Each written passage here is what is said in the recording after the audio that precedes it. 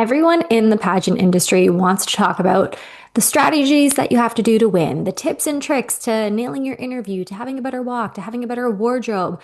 And I'm here to tell you that yes, those things are important. And of course, I focus on them in my coaching. But the truest thing that I'm realizing this year, and we're going into starting to be in new year mode and pageant prep season mode, but it is really how unshakable you are as a woman on the journey to the crown and beyond. And I just ran a free boot camp, Becoming Unshakable. This is a training I ran back in, oh my goodness, 2022 or 2023. I think it was 2022. I think it was about 4 years ago. And it completely changed the pageant gal world, the pageant industry. And I was like, we got to bring this back again because these are things that we are not focused on enough. And in today's podcast episode, I'm not just going to be talking about, you know, the concept of becoming unshakable and what does it really mean to be an unshakable woman, but I'm also going to be breaking down the two shifts that you have to make if you want to be the person who is standing not only in the winner's spot at your competition, but who's someone who truly feels like nothing can break or move you from your path. And that no matter what happens around you, life things, people, challenges, like you just know that it's strengthening you and it's helping you go the distance for where you want to be. And it's actually the thing that's going to catapult you into incredible opportunities, more influence, more confidence than any pageant could ever give you. And they're practical things that you can actually start implementing and doing today. And these are the things that you need to do if you don't just want to be a winner in pageants, but you want to be a winner at life. You want to be a queen that doesn't just stand on a stage one time or for 1 year because, hi, pageant gals, the crowns come off. And if you're listening or watching this episode on YouTube, you'll see my beautiful crown case displayed behind me. The crowns don't, I mean, sometimes they come out. I do play dress up occasionally, absolutely, when I'm bored, but they're not worn for the purpose of having a title anymore. They're keepsakes, they're memories. But what I have is who I've become afterwards and the way I've chosen to grow myself through the pageant journey. So without further ado, we're going to break down the shifts, the two major shifts that you need to embody and really deepen in order to become unshakable, a woman who cannot be shaken. Think about it, like other people's words don't upset you. When things don't go your way, you don't let it pull you off track. When life challenges inevitably come up, you stand stronger than ever. Let's talk about them, gals, and what you can do right now to improve them. So, the very first shift that you need to make in order to become unshakable in your pageant journey and in life is you need to build deeper roots. And the analogy that I use for becoming unshakable is think of it like a mountain. You are like a mountain. And I don't know if mountains are like trees. Think of you're like a mountain that's like a tree, and you have roots that come out the bottom. And the deeper your roots go, the stronger you stand in your place, right? It's the same thing like a tree. If a tree, or in this case, my mountain tree is, if it only has like thin roots, it's easy for it to be moved, right? Like storms can come, things can happen and it can shake, it can crack, and it's not going to be very strong because at the foundation, it doesn't have deep roots that are really anchoring it to the ground. And that's the analogy, but let's actually talk about what it means to be a woman who is deeply rooted. And for me, the two things that you need to be deeply rooted in your pageant journey and in your life, and this is the responsibility of leaders, by the way.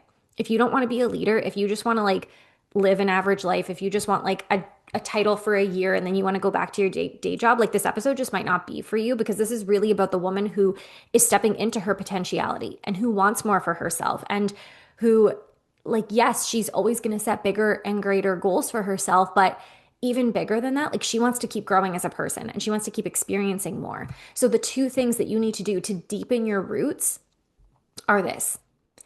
It's really about knowing your why and your purpose in two different ways. And I teach this specifically when it comes to knowing your why in pageants, but this applies to life and all goals that you have. You need to know your internal why and you need to know your external why. And these two together make up your North Star. Almost think about it like if a mountain is like it's this big entity that's monumental that can be seen from far away, and the roots are at the bottom, really like holding it down strong. The North Star is at the top of it. The North Star is really like the guiding compass for everything that this mountain stands for, everything that you stand for and what you do. And so your internal why is really knowing deeply for you, like why you're on this journey and what it's about for you. It gets to be a selfish reason too. It typically comes from a selfish place that has to do with you, that has to do with something that you want, that you desire, that you were missing in previous years of your life. There's something within you, a story, a memory that really charges you to build a bigger mountain, to be a bigger leader, to be a bigger queen and title holder that doesn't just want to stop after one crown. That's your internal why.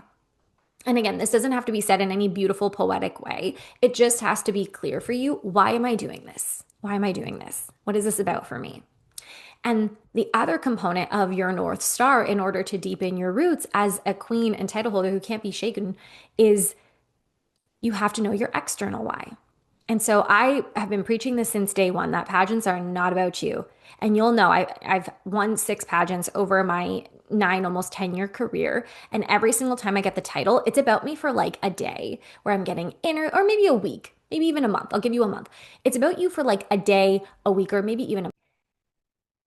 And then what happens is your directors or the people around you are going to start asking you to go to events, to promote their events, to make a connection with other people, to start promoting and recruiting for next year.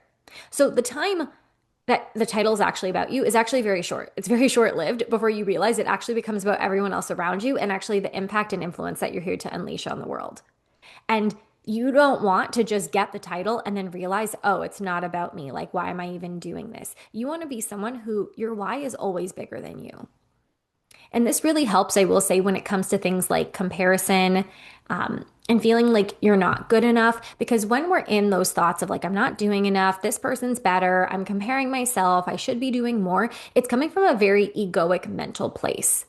And when you're not actually thinking about your external why, which is like the impact you're here to make on the world and communities around you, it's very easy to make it about us selfishly. So your internal why gets to be selfish, 100%. It's about you, what you want. Like you should be selfish in the endeavors you're doing. Otherwise, why are you doing them? Don't do pageants because like your mom thinks that you should. Don't try and be a queen because you're like, oh, well, this will be cool to my future life partner. No, you've got to do it for you first. Then comes, okay, I know why I'm doing it for me, but I know it's not just about me. Who am I really here to impact? What is the impact I'm here to make? This might look like your platform, this might look like your initiative, your movement, but who are the people around you that you're intentionally trying to make an impact for and how? And how can you recognize each day that when you think about going towards your North Star and really moving towards that external why, that every single thing that you do helps you achieve that, that everything you do, it's naturally impacting the people around you. We don't just want to do nothing and hope it changes the lives of other people. We want to know that the things we do right now are actually improving and changing the lives of other people. But that starts with being intentional about what is our platform. You know, what is the impact that we want to make on who? You're not here to save all the puppies in the world. You're not here to solve world peace. I want you to think about what is the one thing that you're really passionate and intentional about that you want to make an impact with through this journey and on this journey. And this will change.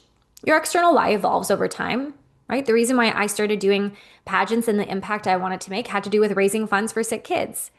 And now it looks different. I've run different initiatives and movements and had different plans that it's taken me on. But every single time, my roots are so deep and I'm not, afraid or upset about who else is around because I'm so clear on why I'm doing this for me. And I'm so clear on why I'm doing this for other people around me. And therefore, my roots are very deep. And people tell me that all the time, that they can feel that. They can feel that I'm someone who isn't just superficial, who isn't just focused on the interview, who isn't just focused on the look, that I have like this depth to me and what the journey is about. And if you want to be someone who's very influential and magnetic on your journey, you want to develop these for you too. And so practically what you can do is make this a journal practice for you every day. Ask yourself, like, why am I doing this? What is it about for me? What is it about for my community? And notice what wants to come up for you. And then take action towards it when it comes to your external why.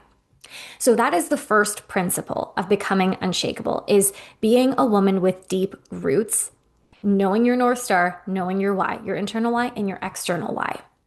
The other principle of becoming unshakable, which these are shifts that you can make, right? Nobody's born just unshakable. We actually become unshakable through the experiences and challenges in life. So PS, don't be upset when challenges come up. That's literally strengthening you in this process. But the second component, the first one is deep roots. The other concept is being someone who is so strong that you can't be moved off your path.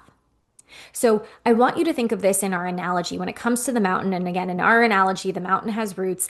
But imagine that when storms come by, the mountain doesn't have cracks that lets the water get in. The mountain isn't being like toppled over and rocks are falling off because the storm is coming by and the winds are really strong. It is standing strong and in place. And in this analogy, the way that you strengthen your mountain, yourself, your being and identity to the point where you can't be moved by external forces really comes down to being someone who knows her standards, her values, and her boundaries.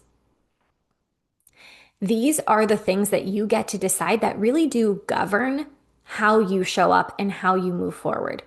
They're like your internal moral compass and operating system, right? Almost think of it like a computer. Like a computer has certain codes in order for it to operate and function. You're the same way, but the only thing is a lot of people don't actually take time to think about what are their boundaries, what are their standards, what are their values. And typically they do it when it's at a point of it's too late. Not that it's ever too late, but they do it at a point where things are going bad or wrong, and then they want to set boundaries, and then they want to have their standards because they're so upset and so fed up with the way things are that they have to make a change. Empowered women and leaders aren't waiting until challenges come up to set their boundaries and standards. What they're doing is reflecting on what is their North Star, where do they want to go, and I call this a friend of mine shared this, shout out Natasha, I don't know if she listens, but I call it it's called the double yellow line theory. Imagine you're driving a car on the road and you see the double line next to you and you know you can't cross over because you're like, no, there's a double yellow line. This is what your boundaries, standards, and values are. These are your double yellow lines that help move you towards your North Star and stay on your path. Imagine you don't have these boundaries, standards, and values. What happens is we tend to look at what everybody else is doing, right? We get into distraction mode of, I'm going to see what they're doing. I'm going to see how they're doing it. And then all of a sudden we forget where we're going. We forget about the vision. We forget about the North Star. And it gets us into our own head. And again, we start to spiral. And what it does is it causes energy leaks. It causes cracks in our foundation. We cannot build an empire. We cannot build a queendom when there are cracks in our foundation. We can, but guess what's going to happen? The second a life challenge hits, you're going to be burnt out. The second somebody says something that you don't agree with, it's going to affect you and you're going to spiral for a month. The second that you lose, you're going to be like, what was this all for? You need to be somebody who understands how to become unshakable first if you want to build a really big, beautiful legacy on top of it. Legacy and life, right? Because this isn't just about pageants. This is about you in your life. So when we think about and when you think about what are your boundaries, your standards, and your values, you can do this. I like to do the exercise of if you have a blank paper, you draw a line down the middle of the paper and you write on both sides, like what are your standards, values, and boundaries? If you need a definition for each, look it up. And then what are things that you're not tolerating? So what are things that help keep you on track, that help keep you focused, that help keep you in your queen energy? And what are things that take you out of your queen energy? What are things that shake you? What are things that cause cracks in your foundation? And make it actions that you do or actions that you do are things that you fall victim to. And then you start to see side by side this comparison. And it's like you're literally drawing your own double yellow line and you're seeing it. And again, it might just be as simple as bringing awareness to what this is and what it isn't. Oftentimes, that's the thing that women are like, wow, I thought I had these boundaries and standards, but I realize I'm not really upholding them. Okay, now that I'm more aware of them and I'm more aware of my why, let me make sure I'm actually implementing them in place because I can't expect other people to uphold my boundaries if I'm not upholding them. I can't expect myself to rise to the standard of being a bigger queen, a leader, someone with a personal brand that impacts people around the world if I don't actually know where the bar is. I don't even know what that standard looks like.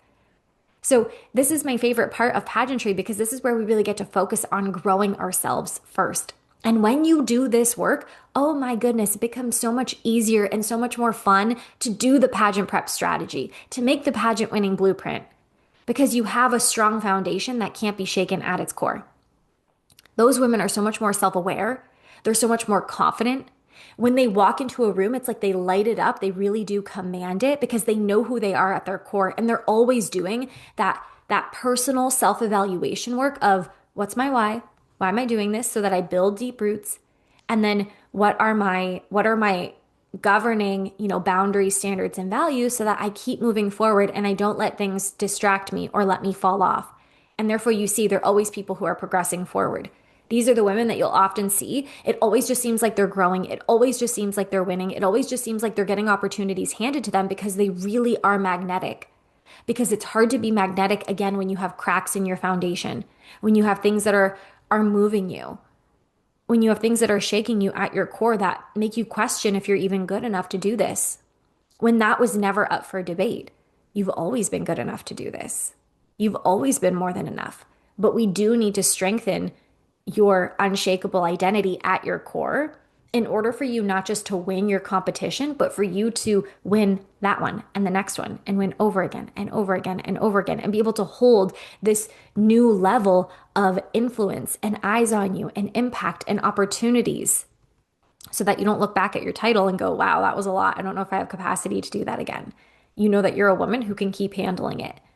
You know that you're meant for big things. That means that we have to be able to set you up to not just have it, but to hold it as well.